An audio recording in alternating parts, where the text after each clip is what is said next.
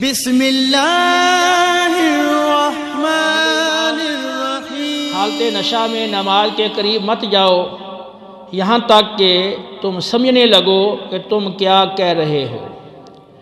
حضرت عمر فاروق رضی اللہ تعالیٰ عنہ کو جب یہ آیت مبارکہ سنائی گئی، انہوں نے پھر عرض کیا رب العالمین شراب کے بارے میں واضح طور پر حکم نازل فرما۔ پھر اللہ رب العالمین نے سورۃ المائدہ کی یہ آیت مبارکہ اتاری، یا ایھا الذین آمنوا انما الخمر والمیسر والانصاب والازلام رجس من عمل الشیطان فاجتنبوہ لعلکم تفلحون۔ انما یرید الشیطان ان یوقع بینکم العداوۃ والبغضاء فی الخمر والمیسر وَيَصُدَّكُمْ عَنْ ذِكْرِ اللَّهِ وَعَنِ الصَّلَاةِ فَهَلْ أَنْتُمْ مُنْتَهُونَ۔ اے اہل ایمان، بلا شبہ شراب اور جوا اور بت اور پانسے یہ سب شیطانی ناپاک عمل ہیں، ان سے پوری طرح بچو تاکہ تم فلاح پا جاؤ۔ شیطان تو یہی چاہتا ہے کہ اے مسلمانوں تمہارے مابین شراب اور جوے کے ذریعے سے اختلافات اور جھگڑے پیدا کر کے تمہارے اندر دلوں میں بغض اور عداوت پیدا کرے اور تمہیں اللہ کے ذکر سے اور نماز سے روک دے اور غافل کر دے، تو کیا تم باز آنے والے ہو؟ تو حضرت عمر فاروق رضی اللہ تعالیٰ عنہ نے سن کر عرض کیا انتہینا، ہم اس سے باز آئے، ہم اس سے باز آئے۔ تو شراب زمانہ جاہلیت کے اندر عرصہ دراز سے رواج پکڑے ہوئے تھی اور لوگ اسے بڑے خوشی کے ساتھ پیتے تھے اور لوگ اس کے انتہائی عادی تھے۔ تو اسلام نے تدریجاً مختلف مراحل کے اندر اس شراب سے مسلمانوں کو دور کیا، اور یہاں تک کہ پھر جب یہ آخری سورۃ المائدہ کی آیت اتری تو قطعی طور پر شراب کو حرام قرار دے دیا گیا۔ تو شراب یہ نشہ لانے والی چیز ہے اور عقل کو زائل کر دیتی ہے۔ انسان کے اشرف المخلوقات ہونے کی اہم وجہ وہ اس کا عقل مند ہونا ہے، ذی عقل اور ذی شعور ہونا ہے۔ تو جب عقل زائل ہو جائے تو پھر بعض اوقات اس حالت میں انسان بری حرکات اور برے افعال میں اور غلط کاریوں میں چوپاؤں سے اور جانوروں سے بھی آگے نکل جاتا ہے۔ تو اس لیے اللہ رب العالمین نے شراب کو حرام قرار دیا ہے۔ نبی کریم علیہ الصلاۃ والتسلیم نے اس کے بارے میں بڑی تفصیلات کے ساتھ ہدایات ارشاد فرمائی ہیں۔ چنانچہ ترمذی ابن ماجہ میں سند صحیح کے ساتھ روایت ہے، رسول اللہ صلی اللہ تعالیٰ علیہ وسلم نے شراب سے متعلق 10 افراد پر لعنت فرمائی ہے۔ شراب پینے والا، شراب پلانے والا، شراب بنانے والا، شراب بنوانے والا، شراب اٹھانے والا اور جس کے پاس اٹھا کر لے جائی جائے، شراب بیچنے والا، شراب کی قیمت کھانے والا، شراب خریدنے والا اور جس کے لیے شراب خریدی جائے، ان 10 افراد پر نبی کریم صلی اللہ علیہ وسلم نے لعنت فرمائی ہے۔ اور اسی کی مثل روایت نسائی شریف کے اندر بھی بسند صحیح موجود ہے۔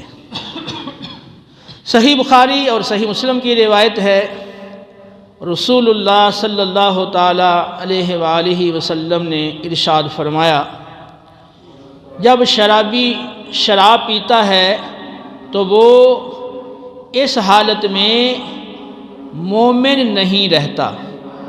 چور جب چوری کرتا ہے تو وہ اس وقت مومن نہیں رہتا، اور اسی طرح زانی جب زنا کرتا ہے تو وہ اس وقت مومن نہیں رہتا، ڈاکو جب ڈاکہ زنی کرتا ہے جب کہ لوگ اسے دیکھ رہے بھی ہوتے ہیں، فرمایا وہ اس وقت مومن نہیں رہتا، خائن یعنی خیانت کرنے والا جب خیانت کرتا ہے تو اس وقت وہ مومن نہیں رہتا۔ یہ متفق علیہ روایت ہے اور نہایت ہی قابل غور یہ حدیث پاک ہے کہ جب شرابی شراب پیتا ہے، جب زانی زنا کرتا ہے، جب چور چوری کرتا ہے، جب ڈاکو ڈاکہ زنی کرتا ہے، خائن جب خیانت کرتا ہے، تو ان برے اور ناجائز اور حرام امور کے ارتکاب کے وقت وہ مومن نہیں رہتا۔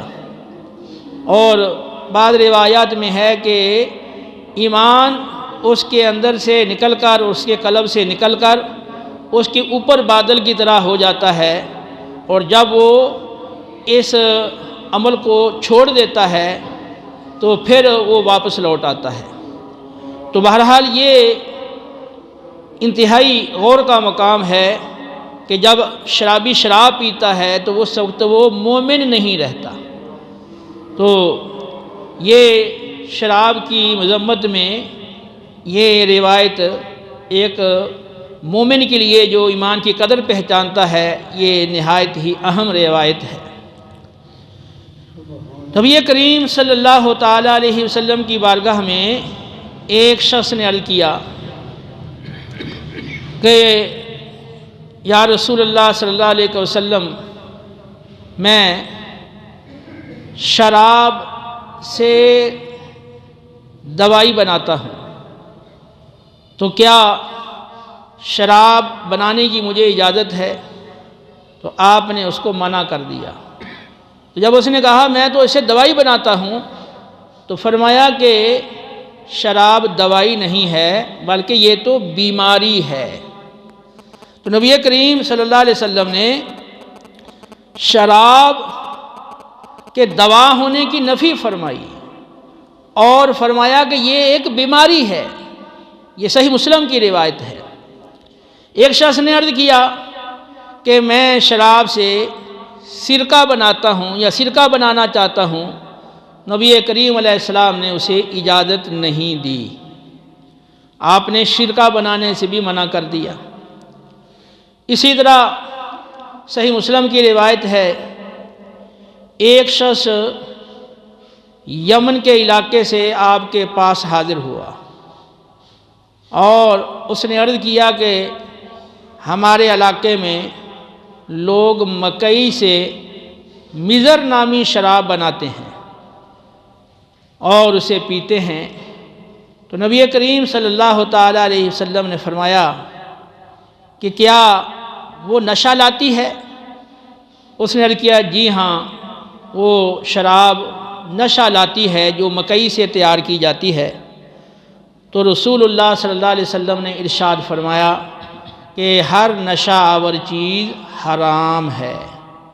پھر آپ صلی اللہ علیہ وسلم نے فرمایا کہ جو یہ شراب پیے گا اللہ تعالیٰ اسے بروز قیامت طینۃ الخبال سے پلائے گا۔ تو عرض کیا کہ یا رسول اللہ صلی اللہ علیہ وسلم طینۃ الخبال کیا چیز ہے؟